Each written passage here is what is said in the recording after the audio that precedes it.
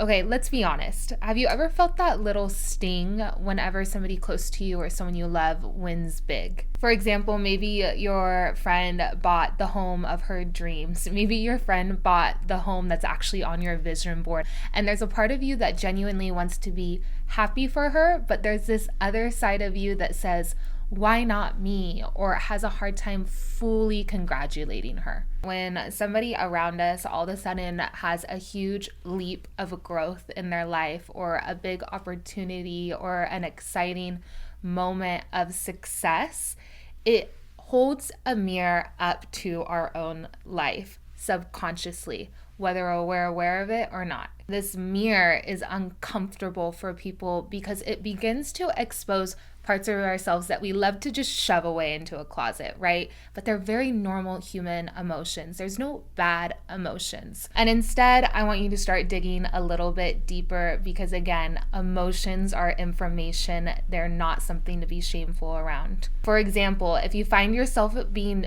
jealous around something that somebody has, it's actually information that you secretly desire it as well and actually can obtain it in this life if you put behind the effort of trust, work, and patience. We also project a lot of hidden desires or hidden failures whenever somebody else achieves them. If we haven't found the success in one of our dreams, but somebody else did, it can feel extremely challenging to completely feel happy for them. But it's just even more of a drive, of fire for you to move closer to that direction, especially if it's something that really stirs it up within you. And the truth is that you can achieve that.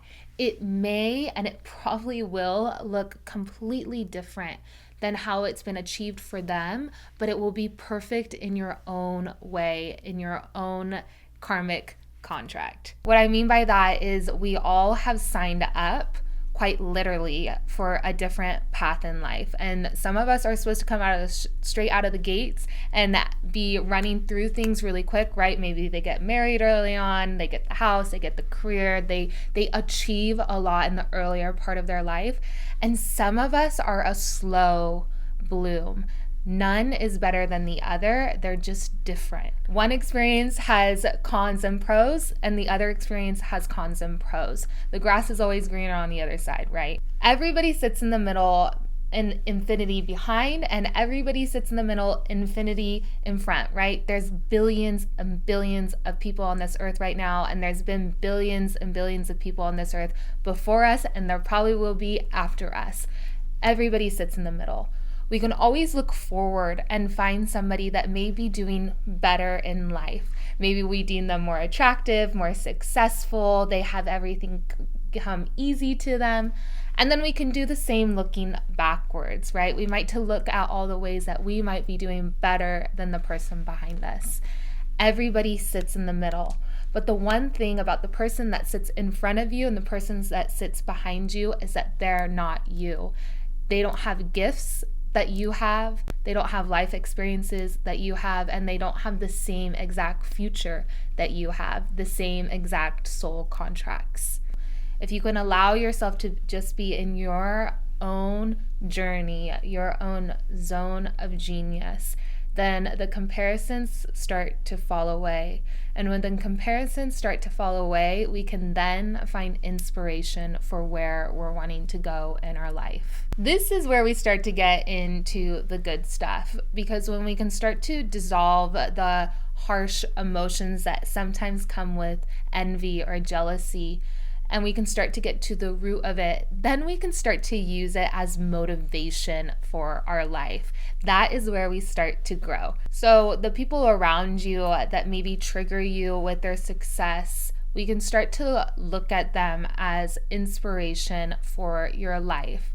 You don't want to be the most successful person in the room. Sometimes you want to be the person that's just beginning. So we're going to do a little exercise. I want you to pull out a piece of paper, and I want you to get super honest with yourself and think about 5 different scenarios where maybe you were struggling being happy for somebody in your life. right? You can write down the time of your life it was in. You can write down the moments that kind of brought these emotions up and how you were feeling. What were your actions afterwards? Did you bottle it up? Did you start to go into that logical piece? Once you've gotten super clear and honest with all of the emotions that you were feeling in those moments, and you may take up a few pages, if not a lot, in this process, take the time.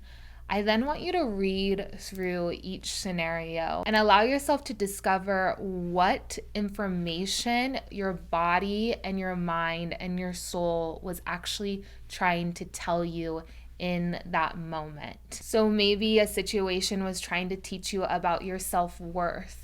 Maybe it was trying to teach you that you always sit in the middle. Just because somebody else has this doesn't make you any less valuable. And just because you have more than the person behind you doesn't make them any less valuable. Maybe there is a hint of jealousy when you notice that somebody had something that you don't.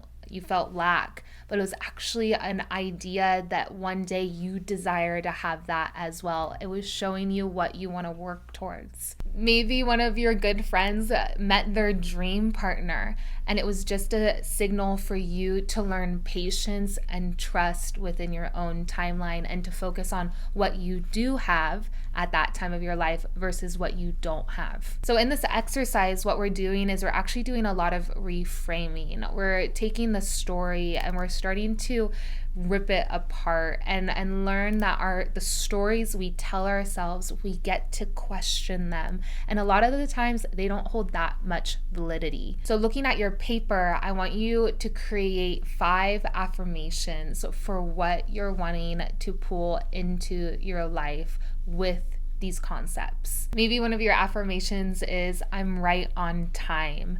Maybe one of your affirmations is, I am worthy of abundance.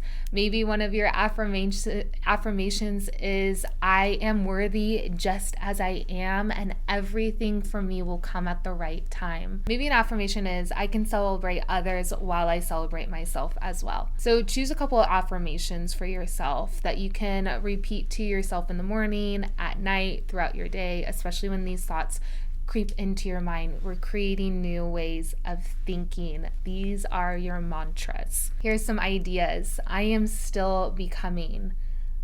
Everything is right on time. They can win, and it doesn't mean I'm losing. I can celebrate others while celebrating myself. Another thing to consider is that we do create these identities and roles throughout life, right? Especially early on in childhood within family dynamics.